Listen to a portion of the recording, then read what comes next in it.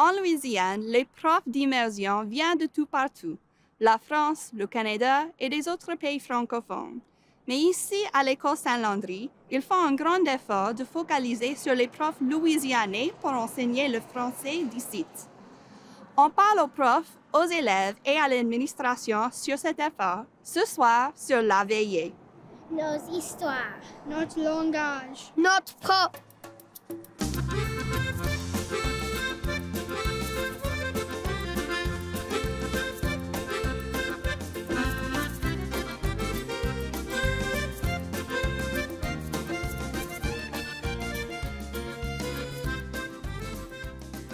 Bonsoir vous autres, bienvenue à La Veillée, l'émission de nouvelles pour tout l'État de la Louisiane en français louisianais, présentée par Louisiana Public Broadcasting et Télé-Louisiane. Mon nom, c'est Drake Leblanc de Lafayette. Et je suis Caitlin Augeron de Golden Meadow. Bienvenue à notre galerie où on raconte les histoires de notre peuple dans la langue de notre héritage, le français. Les écoles d'immersion sont une manière cruciale de passer la langue française parmi les générations. On continue notre reportage des écoles d'immersion à l'école Saint-Landry à Sunset. On s'assoit avec Lindsay Smythe-Doucet, la directrice et fondatrice de l'école, pour discuter comment et pourquoi elle a créé une école où l'immersion de français louisianais peut prospérer. Mais en premier, on va dans des salles de classe à l'école Saint-Landry, où les profs trouvent les façons créatives d'incorporer la culture et la langue louisianaise dans la vie quotidienne de leurs élèves. Je m'appelle Lainey Pickett. Je suis enseignante à l'école Saint-Landry de deuxième année. Et je viens d'Arnaudville, ici dans la paroisse Saint-Landry. Lainey Pickett fait partie d'un petit groupe de professeurs à l'école Saint-Landry à Sunset. Fondée en 2021, l'école forme les élèves du kindergarten à la deuxième livre. J'ai grandi à la campagne et j'avais 3 grands-parents qui parlaient français comme langue maternelle. J'ai pas vraiment pensé à ce que ça veut dire jusqu'à 20 ans. Donc, quand j'avais 20 ans, ma grand-mère est décédée. J'ai rendu compte que j'ai voulu protéger cette tradition de français en Louisiane.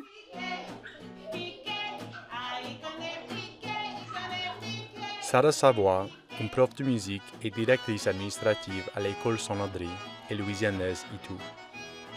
J'ai grandi en Savoie, à côté de Eunice, en Louisiane. La musique était très importante parce que mon père fabrique des accordéons et mes parents ils se sont rencontrés à cause de la musique, grâce à la musique. Pour le français, il n'y avait pas un grand rôle parce que ma mère elle vient de Virginie et ils n'ont pas pu s'entendre sur quel français enseigner aux enfants. Et mon père il a dit que c'était pas grave parce que de toute façon la langue des Cajuns était en train de disparaître, donc on n'aura pas besoin. Et on a chacun appris à sa manière à parler en français quand même. Mais quand on était petit, c'était la langue que mes parents ils ont utilisée pour cacher des secrets et tout ça devant nous. Lainey et Sarah étaient attirées par la mission culturelle unique de l'école. Elles appréciaient aussi la fondatrice dynamique d'origine louisianaise, Lindsay Smythe. C'était ma première choix pour un travail parce que c'est dans la même paroisse où j'ai grandi. Lindsay, la directrice, c'était très important pour moi d'enseigner dans la même région où j'ai grandi parce que je trouve que c'est très gratifiant de partager ces traditions avec les élèves qui ont vécu la même histoire, les mêmes expériences que moi.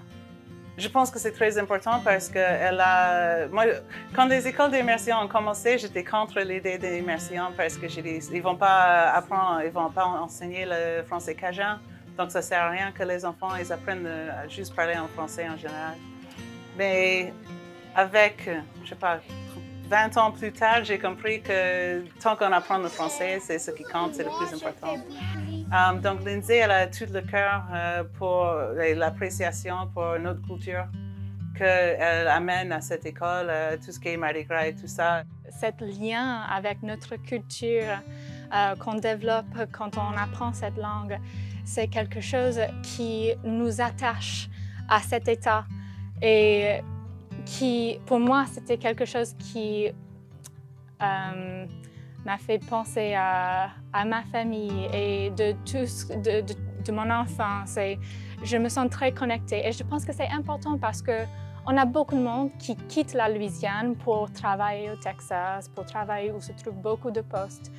Et si on ne sont pas connectés à notre culture, les choses qui sont vraiment très incroyables ici dans cet État, on va continuer de perdre nos jeunes enfants, la jeunesse qui peut peut-être dans l'avenir nous aider à améliorer notre économie.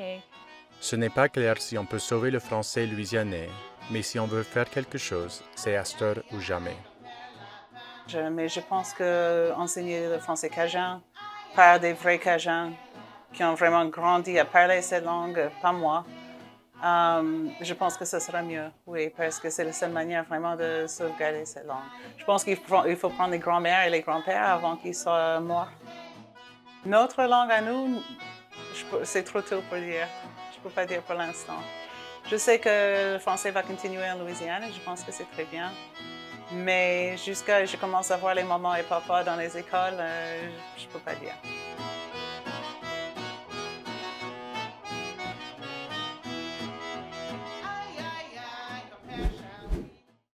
C'est bon de voir les femmes qui inspirent les étudiants dans la classe, mais aussi avec la musique aussi à l'école Saint-Landry. Oui, et c'était super aussi de voir Joe, notre photographe, qui a joué de la musique avec elle aussi pour les élèves. Pendant notre visite, producteur exécutif de Télé-Louisiane, Will McGrew, a parlé avec Lindsay Smythe-Doucet, la directrice et fondatrice de l'école Saint-Landry, de comment elle a fondé une école francophone à la louisianaise.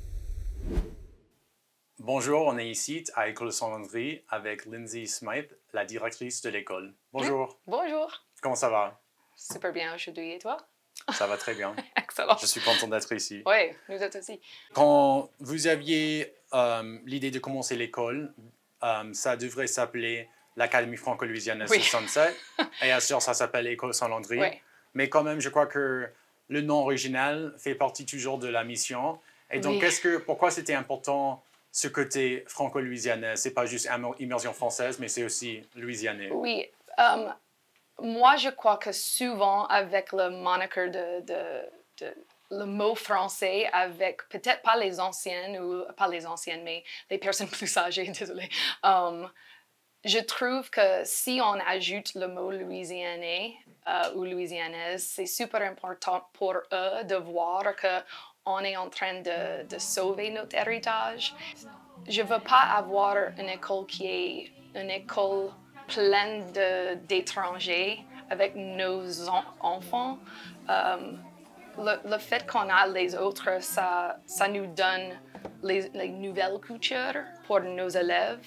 Mais quand nos élèves peuvent voir qu'il y a quelqu'un juste comme eux qui parle le français, on a beaucoup de buts.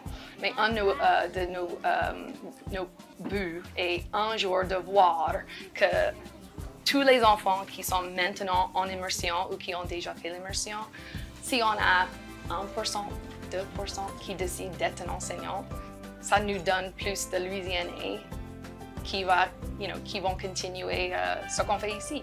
C'est vraiment important. Mais sans la langue, qu'est-ce qu'on peut faire? Et donc, en plus d'investir plus dans ces programmes pour avoir plus de profs d'immersion, j'imagine qu'il faut rendre plus facile le travail des profs d'immersion. Et donc, quelles sont les choses que tu changerais dans le système d'immersion français en Louisiane, ou quelques-uns au moins? Le fait qu'on n'a pas un curriculum qui est standardisé dans l'État de Louisiane. Je crois que c'est probablement pas quelque chose que le monde connaît, mais nos enseignants dans les écoles d'immersion, ils font presque toutes leurs leçons eux-mêmes. Aussi le fait que moi, je trouve que l'immersion, on dit que c'est pour tout le monde, mais on n'a pas assez d'écoles d'immersion. Moi, je n'avais pas de la chance dans le paroisse de Cameron. Donc ici, la seule raison qu'on pouvait donner une école ou d'offrir une école d'immersion pour nos élèves, et on a décidé de le faire. Aussi, si je peux continuer, on ne donne pas assez d'argent dans notre État. On peut vraiment sauver notre langue, mais on doit mettre notre money where notre mouth is, right? Et on doit le faire. Et c'est juste vraiment difficile pour les adultes aussi. Ouais, Yeah. c'est important. Et donc finalement, tu travailles avec la prochaine génération. Et donc pour toi, c'est quoi le futur? Qu'est-ce qui viendra dans les prochaines générations pour la Louisiane? J'aime le fait que quelque chose qu'on a fait ensemble, ça va changer, ça va être comme une vague. Leurs enfants peut-être vont apprendre la langue. Leurs cousins, on a déjà 15 groupes de familles. Après 2 ans, 15 groupes de familles à notre école maintenant qui apprennent le français ensemble. Et je ne sais pas, ça me donne des petits frissons parce que c'est vraiment pas quelque chose que tu peux voir ailleurs. C'est vraiment ici, dans la paroisse de Saint-Landry, pour nos élèves, dans une école 100% francophone ou immersion. C'est super cool. Oui, c'est unique. Ouais. Seulement en Louisiane. Ouais. Donc, un grand merci, Lindsay. Oui. Et puis, on espère revenir bientôt Yeah. pour vous voir. S'il vous plaît. Vous Cool. êtes toujours invités. Merci beaucoup. Oui, oui. À bientôt, à la prochaine. Merci. J'adore Lindsay. C'est toujours bon de voir cette inspiration avec sa passion pour l'éducation, surtout en français, à son école. Bien sûr, moi j'adore aussi. C'est tout pour ce soir. On espère que vous avez apprécié cette édition de La Veillée. La semaine prochaine, on va chez moi à Golden Meadow pour la fête de cochon, une boucherie faite par une association qui travaille à préserver cette tradition de cuisiner à l'ancienne. Pour plus d'informations sur La Veillée, allez sur www.lpb.org/La Veillée. De tous nous autres ici à LPB et Télé-Louisiane, soignez-vous autres. Et à la prochaine.